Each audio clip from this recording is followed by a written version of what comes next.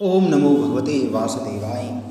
प्रिय भक्तजनों, आइए सुनते हैं श्रीमद् भागवत महापुराण की कथा। आप सभी भक्तजन इस कथा को श्रद्धा पूर्वक मन लगाकर भगवान श्री कृष्ण का ध्यान करते हुए सुने।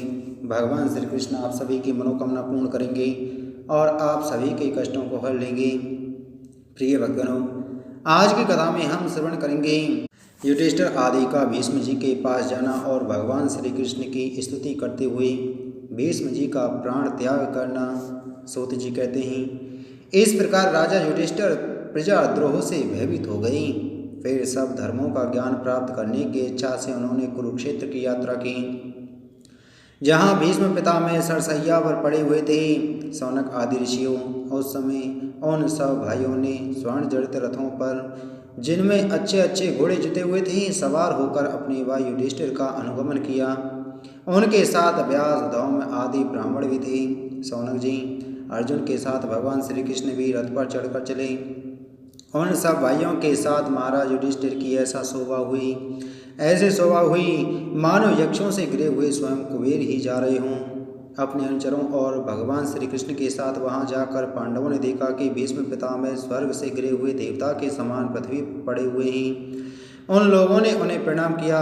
सौनक जी उसी समय भरतवंशियों के गौरव रूप भीष्म पितामह को देखने के लिए सभी ब्रह्मर्षि, देवर्षि और राजर्षि वहां आए। पर्वत, नारद, धौम्य, भगवान व्यास, वृद्धश्व, भारद्वाज शिष्यों के साथ परशुराम जी, वशिष्ठ, इंद्र, प्रमद, त्रित, गृत्समद, असित, कक्षीवान, गौतम, अत्रि, विश्वामित्र, सुदर्शन तथा और भी सुखदेव आदि शुद्ध हृदय महात्मागण एवं शिष्यों सहित कश्यप, अंगिरा पुत्र बृहस्पति आदि मुनिगण भी वहाँ पधारे। भीष्म पितामह धर्म को और देश काल के विभाग को वहाँ किस समय क्या करना चाहिए इस बात को जानते थे। उन्होंने उन बड़भागी ऋषियों को सम्मिलित हुआ देखकर उनका यथा योग्य सत्कार किया। वे भगवान श्री कृष्ण का प्रभाव भी जानते थे, अतः उन्होंने अपनी लीला से मनुष्य का वेश धारण करके वहाँ बैठे हुए तथा जगदीश्वर के रूप में हृदय में विराजमान भगवान श्री कृष्ण की बाहर तथा भीतर दोनों जगह पूजा की। पांडव बड़े विनय और प्रेम के साथ भीष्म पितामह के पास बैठ गई। उन्हें देखकर भीष्म पितामह की आंखें प्रेम के आंसुओं से भर गईं। उन्होंने उनसे कहा, धर्मपुत्रों, हाय हाय, यह बड़े कष्ट और अन्याय की बात है कि तुम लोगों को ब्राह्मण धर्म और भगवान के आश्रित रहने पर भी इतने कष्ट के साथ जीना पड़ा, जिसके तुम कदापि योग्य नहीं थे।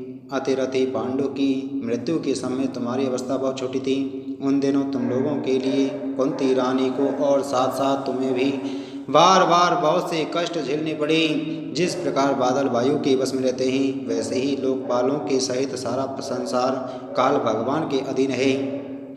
मैं समझता हूँ कि तुम लोगों के जीवन में ये जो अप्रिय घटनाएं घटित हुई हैं, ये सब उन्हीं की लीला हैं। नहीं तो जहाँ साक्षात धर्मपुत्र राजा युधिष्ठिर हों, गदाधारी भीमसेन और धनुर्धारी अर्जुन रक्षा का काम कर रहे हों, गांडीव धनुष हो और स्वयं श्री कृष्ण स्वयं हों, भला वहाँ भी विपत्ति की संभावना है।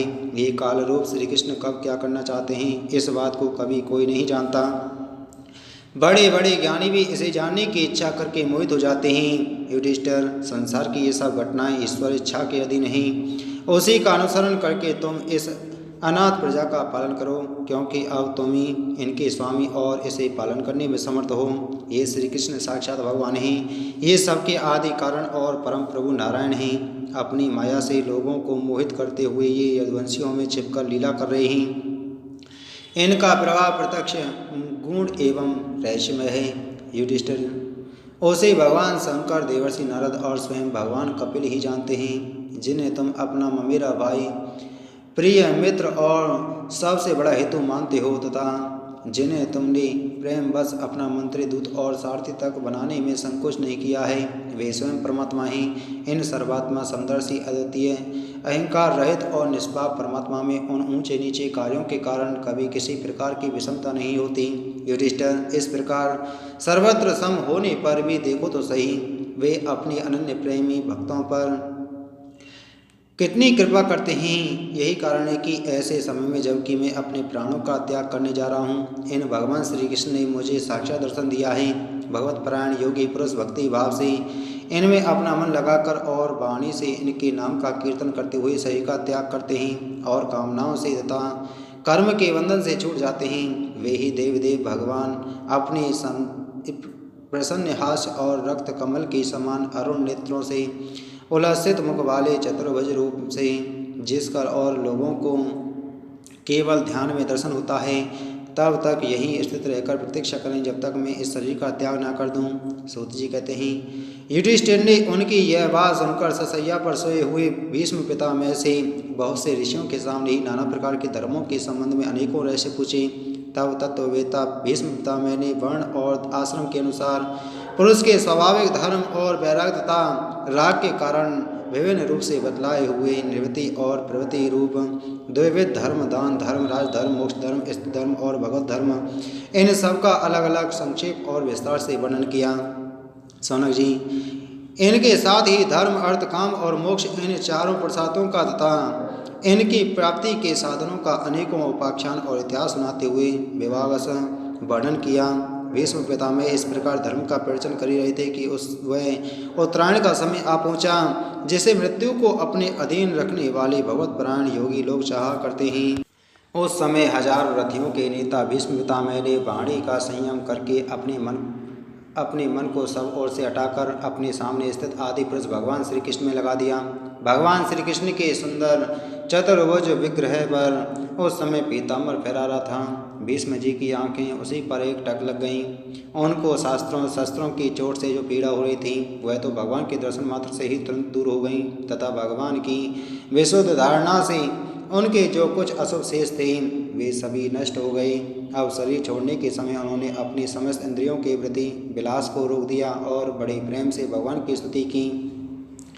भीष्म जी ने कहा, अब मृत्यु के समय में अपनी यह बुद्धि जो अनेक प्रकार के साधनों का अनुष्ठान करने से अत्यंत शुद्ध एवं कामना रहित हो गई है, यह दुवंश शिरोमणि अनंत भगवान श्री कृष्ण के चरणों में समर्पित करता हूँ, जो सदा सर्वदा अपने आनंदमय स्वरूप में स्थित रहते हुए ही काव्य विहार करने की लीला करने की इच्छा से प्रकृति को स्वीकार कर लेते हैं, जिससे यह सृष्टि परंपरा चलती है। जिनका शरीर त्रिभुवन सुंदर एवं श्यामलता के कार्य समान सांवला है, जिस पर सूर्य रश्मियों की समान श्रेष्ठ पीताम्बर लहराता रहता है और कमल सदस्य मुख पर घुंघराली अलकें लटकती रहती हैं, उन अर्जुन सखा श्री कृष्ण में मेरी निष्कपट भक्ति हो, मेरी निष्कपट प्रीति हो।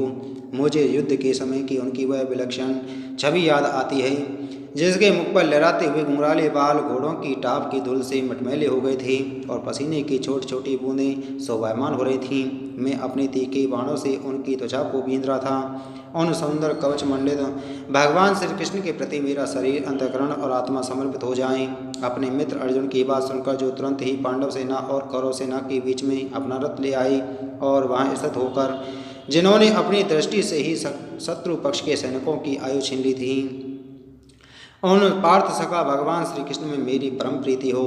अर्जुन ने जब दूसरे कौरवों की सेना के मुखिया हम लोगों को देखा तब पाप समझकर वह अपने स्वजनों के वध से विमुख हो गया। उस समय जिन्होंने गीता के रूप में आत्मविद्या का उपदेश करके उसके साम्यक अज्ञान का नाश कर दिया, उन परम पुरुष भगवान श्री कृष्ण के चरणों में मेरी प्रीति बनी रही। मैंने प्रतिज्ञा कर ली थी कि मैं श्री कृष्ण को सत्य ग्रहण कराकर छोड़ूंगा। उसे सत्य एवं ऊंची करने के लिए उन्होंने अपनी शस्त्र ग्रहण न करने की प्रतिज्ञा तोड़ दी। उस समय वे रथ से नीचे कूद पड़े और सिंह जैसे हाथी को मारने के लिए उस पर टूट पड़ता है, वैसे ही रथ का प्रत्याग पहिया लेकर मुझ पर झपट पड़े। उस समय वे इतने वेग से दौड़े कि उनके कंधे का दुपट्टा गिर गया और पृथ्वी कांपने लगी। मुझ आदताई ने तीखे बाण मार मार कर उनके शरीर का कवच तोड़ डाला था, जिससे सारा शरीर लवलुहान हो रहा था। अर्जुन के रोकने पर भी वे बलपूर्वक मुझे मारने के लिए मेरी ओर दौड़ आ रहे थे। वे ही भगवान श्री कृष्ण जो ऐसा करते हुए मेरे प्रति अनुग्रह और भक्त वत्सलता से परिपूर्ण थे, मेरी एकमात्र गति हो, आश्रय हो। अर्जुन के रथ की रक्षा में सावधान जिन श्री कृष्ण के बाएं हाथ में घोड़े की रास थी और दाहिने हाथ में चाबुक, इन दोनों की शोभा से उस समय जिनकी अपूर्व छवि बन गई थी तथा महाभारत युद्ध में मरने वाले वीर जिनकी इस छवि का दर्शन करते रहने के कारण सारूप्य मोक्ष को प्राप्त हो गए, उन्हीं पार्थ सारथी भगवान श्री कृष्ण में मुझ मरणासन की परम प्रीति हो, जिनकी लटकीली सुंदर चाल, हाव भाव युक्त चेष्टाएं, मधुर मुस्कान और प्रेम भरी चितवन से अत्यंत सम्मानित गोपियां रासलीला में उनके अंतर्धान हो जाने पर प्रेमोन्माद से मतवाली होकर जिनकी लीलाओं का अनुकरण करके तन्मय हो गई थी, उन भगवान श्री कृष्ण में मेरा परम प्रेम हो। जिस समय युधिष्ठिर का राजस्व यज्ञ हो रहा था, मुनियों और बड़े बड़े राजाओं से भरी हुई सभा में सबसे पहले सबकी ओर से इन्हीं सबके दर्शनीय भगवान श्री कृष्ण की मेरी आँखों के सामने पूजा हुई थी। वे ही सबके आत्मा प्रभु आज इस मृत्यु के समय मेरे सामने खड़े हैं। जैसे एक ही सूर्य अनेक आँखों से अनेक रूपों में दिखते हैं, वैसे ही अजन्मा भगवान श्री कृष्ण अपने ही द्वारा रचित अनेक शरीरधारियों के हृदय में अनेक रूप से जान पड़ते हैं। वास्तव में तो वे एक और सबके हृदय में विराजमान हैं। उन्हीं इन भगवान श्री कृष्ण को मैं वेद भ्रम से रहित होकर प्राप्त हो गया हूँ। श्री सूत जी कहते हैं, इस प्रकार भीष्म पिता मैंने मन, वाणी और दृष्टि की वृत्तियों से आत्मस्वरूप भगवान श्री कृष्ण में अपने आप को लीन कर दिया। उनके प्राण वहीं विलीन हो गए और वे शांत हो गए। उन्हें अनंत ब्रह्म में लीन जानकर सब लोग वैसे ही चुप हो गए जैसे दिन के बीत जाने पर पक्षियों का कलरव शांत हो जाता है। उस समय देवता और मनुष्य नगारे बजाने लगे। साधु स्वभाव के राजा उनकी प्रशंसा करने लगे और आकाश से पुष्पों की वर्षा होने लगी।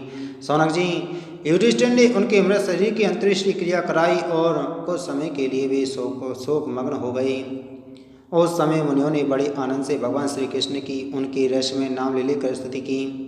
इसके पश्चात अपने हृदयों को श्री कृष्ण में बनाकर वे अपने अपने आश्रमों को लौट गए। तदंतर भगवान श्री कृष्ण के साथ युधिष्ठिर हस्तिनापुर चले आए और उन्होंने वहां अपने चाचा धृतराष्ट्र और तपस्विनी गांधारी को ढाढ़स बधाया। फिर धृतराष्ट्र की आज्ञा और भगवान श्री कृष्ण की अनुमति से समर्थ राजा युधिष्ठिर अपने वंश परंपरागत साम्राज्य का धर्मपूर्वक शासन करने लगे।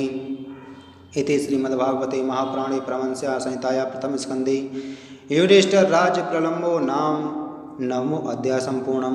बोलो श्रीमद्भागवत महापुराण की जय। बोलो श्री कृष्णचंद्र भगवान की जय।